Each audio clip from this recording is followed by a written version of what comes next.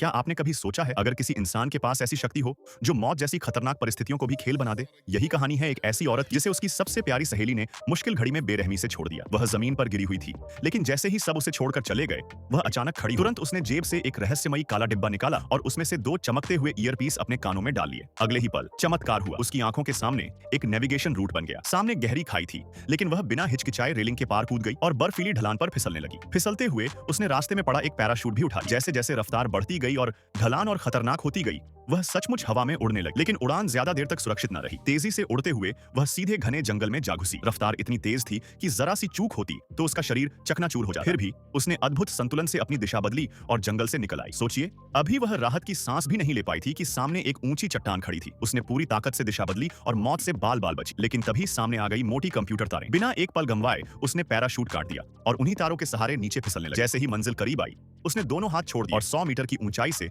बर्फ पर कूद पड़ी। शुक्र था कि बर्फ नरम थी, वरना जिंदगी वहीं खत्म हो जाती। लेकिन वह बच गई, और इतना ही नहीं, उसने समय रहते अपनी टीम के लिए रास्ता भी साफ कर दिया। सबसे बड़ी बात यह कि किसी को अंदाजा भी नहीं हुआ कि उसके पास कोई रहस्यमयी शक्ति है।